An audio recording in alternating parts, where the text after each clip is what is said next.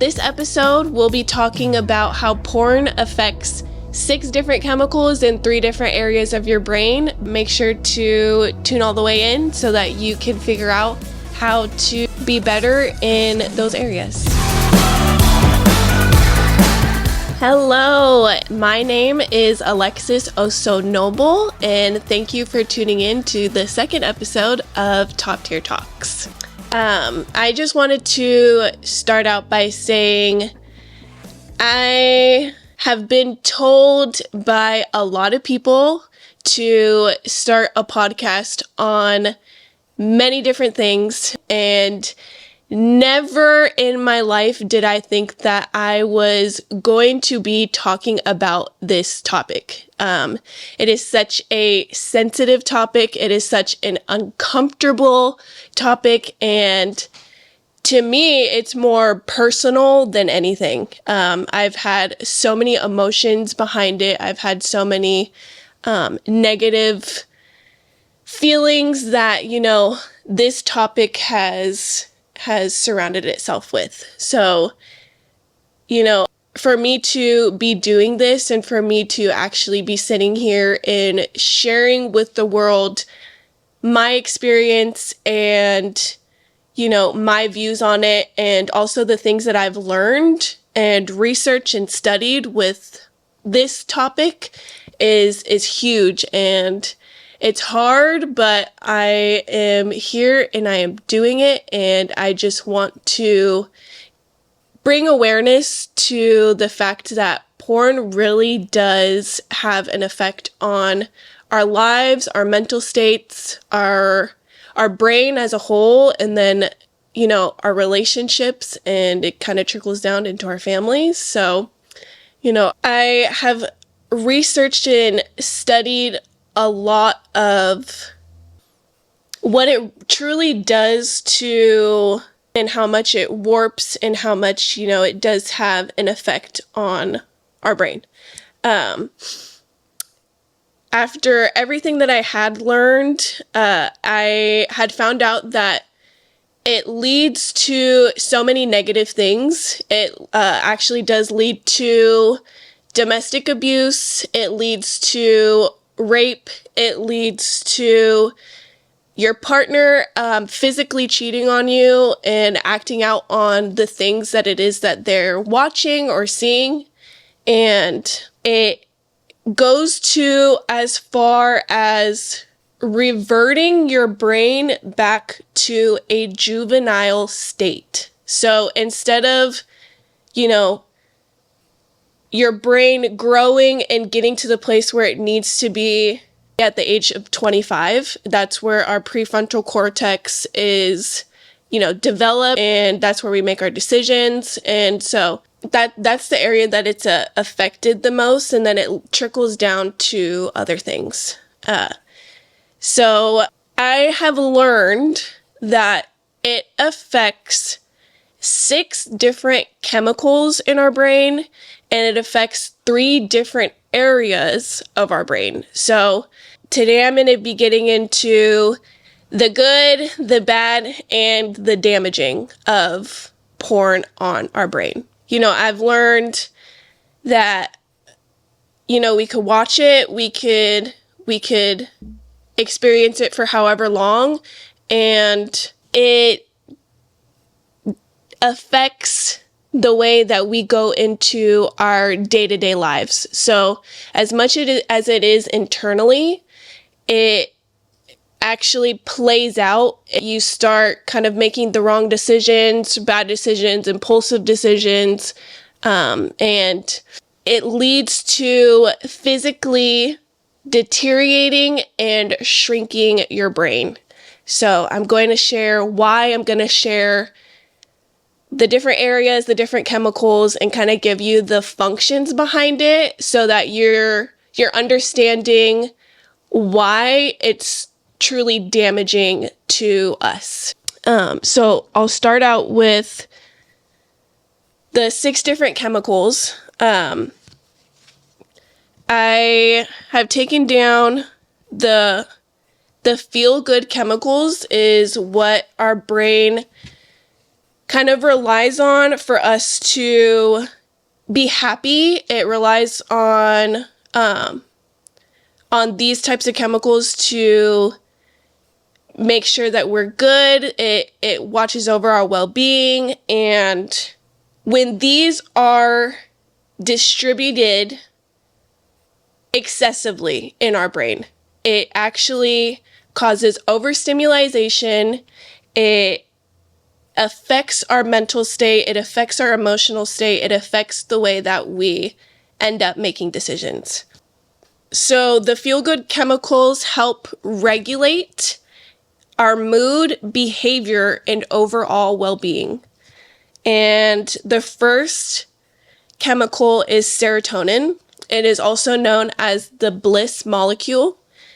It helps balance mood, promotes feelings of well-being, and it produces the reward chemical as well. So that's serotonin. Dopamine, which is known as the reward chemical, it plays a role in feeling happiness, pleasure, and reward. Next is oxytocin, which is the bonding molecule. It's a role in promoting social interaction and bonding with one another. The next one is endorphins. That is known as the pain-killing molecule. And that's actually our body's natural painkiller that helps you overcome stress and or discomfort. So these four things are known to positively affect us. And the more that you watch porn, it produces way too much. And so when you are watching it, you're getting all of these things, which are supposed to be positive things, you know, happiness, pleasure, reward, bonding with your family, with your partner, with your spouse. And instead, it's taking that all away. It's instead you're not making those connections. You're not bonding correctly. You're not getting those same feelings that you would in the real world. So when you're doing that over a screen, over the phone, over whatever, wherever it is that you're watching, it's producing too much that it makes you want to bond with it more. So that's why when I say you are bonding with porn, your brain is physically attached to who it is, what it is that you're watching, and that's not what, you know, God intended for us to be having with a screen or with a person over the phone. It's meant to, you know, be had with one another.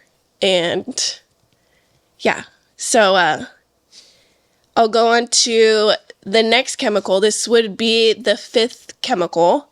It is known as norepinephrine. It is actually a hormone pathway in our brain.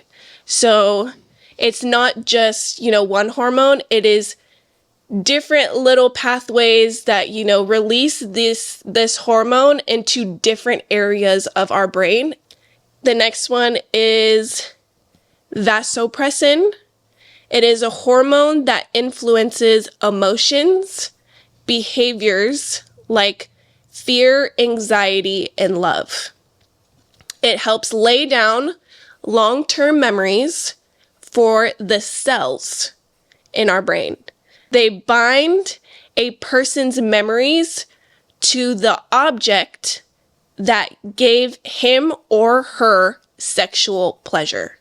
So this is another one where, you know, it talks about oxytocin and vasopressin are actually very similar. And so when you are watching porn, those two chemicals that are released after you get this sexual pleasure, the sexual arousal, and it makes it more okay in your head for the actions and everything that it is that you are seeing being done in these videos or films or pictures, and it makes it okay. It actually changes your brain to not be so affected by it negatively. But we know after everything that I have research and studies that in the long term, it does damage to your brain. So when all of these chemicals are released, it actually keeps you wanting to come back for more. It wants you to bind with it so much that, you never want to leave. You only want to get that type of high. You only want to get that type of arousal from porn because of how many feel-good chemicals that are released. And so at what cost for the now, of feeling good now, does it affect you in the long term? So that's where we're jumping to the 3 different parts of your brain. So the different areas that it affects is the dopamine system. So the dopamine system is a reward circuit, registering intense experiences and creating lasting, pleasurable memories. So your dopamine system is actually taking in everything that it is that you're watching, and it's storing it, and it is so intense in that moment that it holds on to it. It bonds to it, it binds to it, and, it keeps you wanting to come back for more of those pleasurable moments. The next one is the cingulate cortex. It is an extensive area that plays a role in pain processing, but its main functions are emotion, action, and outcome learning, and memory. So this area is where, you're actually supposed to process the pain, but, work through it in different ways. And instead, porn is kind of giving you the way out, not naturally, not positively. It's affecting your memory in the long term. So most importantly, most people do know about this part because obviously we have learned a little bit about it and how, this area of our brain is supposed to be developing all the way up until we are 25.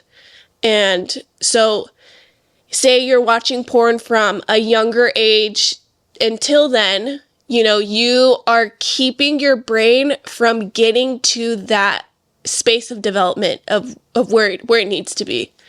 So this is known as the prefrontal cortex. It is considered one of the most important parts of your brain. The functions are controlling behavior, regulating emotions, planning, making decisions, problem solving, seeing and predicting the consequences of your behavior or actions, and being able to focus. And those are just a few of the things that this area of your brain does. There is a list that goes on of, what the prefrontal cortex plays a part in our brain.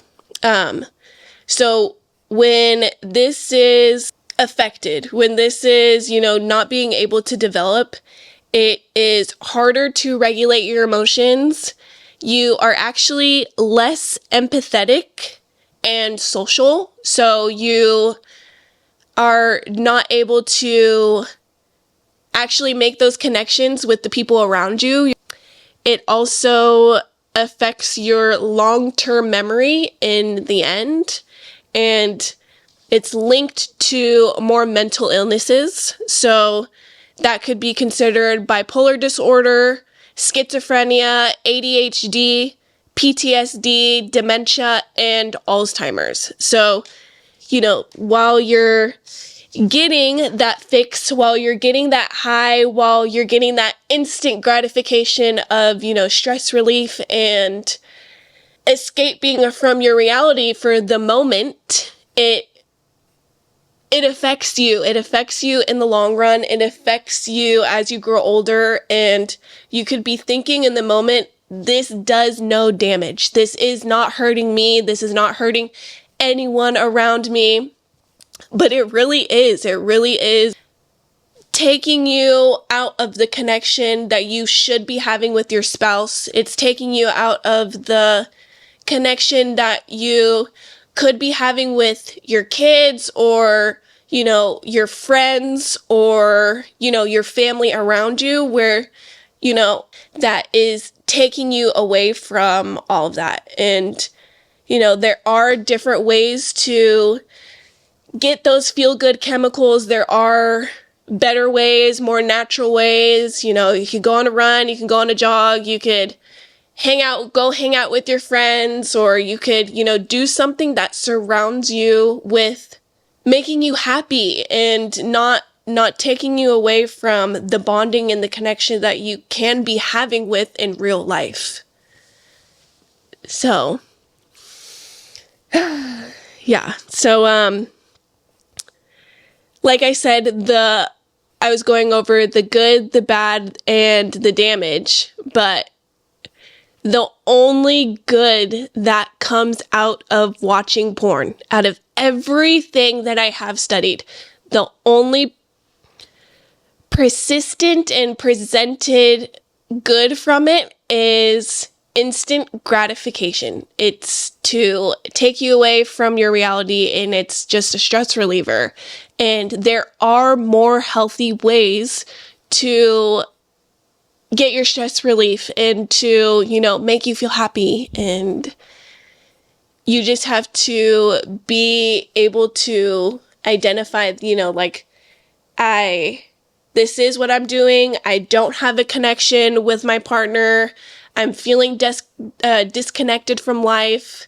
I am, making impulsive or bad decisions, and I am bonding so much to an image. I am bonding so much to a video or a film, and I am not physically bonding with the partner or my spouse that, I should be.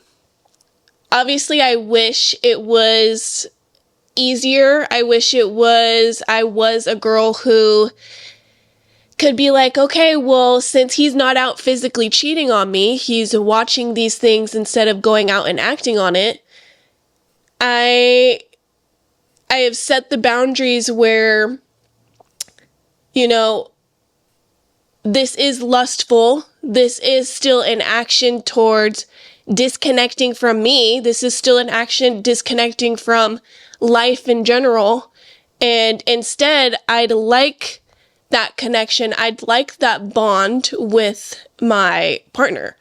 And, I wish it was easier to give in to the norms. I wish it was easier to just be like, well, this isn't something that I want to deal with. This isn't something that I want to fight on or talk about, because it is so uncomfortable and it is so sensitive, and, they're not seeing the damage that it actually is causing. And so the reason why I am talking about it, the reason why I am starting this podcast, is because not enough people know that it is truly damaging to not only yourself, but the people that you are around. And, if you are in the same situation where, this does make you uncomfortable, this does, play a part into your life, your relationship, then it's okay to set those boundaries. It's okay to say, hey, maybe I was okay with this last year or last week or, yesterday, but after everything that I've learned so far, I am no longer okay with it. I want better for you as a man. I want better for you as a woman. I want better for our family. I want better for your life. And I want better for your brain. I want you to make better decisions. I want you to feel more connected to me. And, you know, it's okay to set those boundaries. It's okay to talk about it. It's okay to kind of go back on maybe what it is that you were okay with. So always end with the scripture. And the scripture that stuck out to me the most was Psalms 46:1. And it is, God is our refuge and strength, an ever-present help in trouble.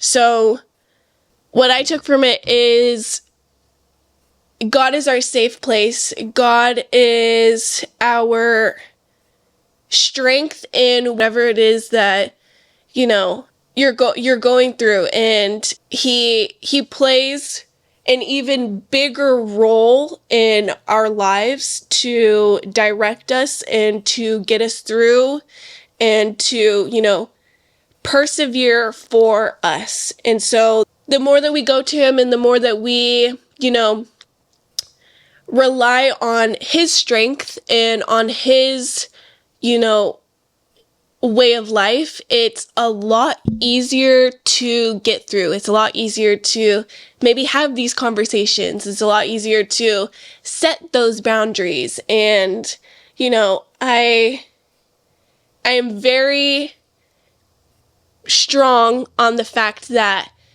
God is the way, the truth, and the light, and he will help you, he will guide you, and he will shed so much light on maybe the darkness that P0rN might bring to your family, that P0rN might bring to your relationship, or, you know, to your life in general. And, you know, it's just know that you are not alone. Just know that you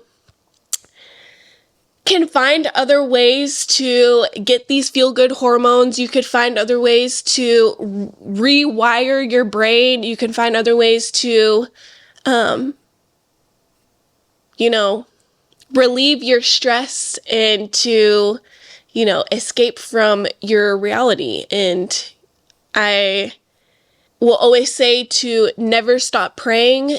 Never stop praying on yourself. Never stop praying on your loved ones who might be dealing with this. You know, prayer does change things. It's so powerful beyond belief. And the more that you do it, the more that you're in it, then the more that God does the work for you. And, you know, he is your strength, and he will persevere in all of it. So don't be afraid to set those boundaries, and don't be afraid to go against the norms.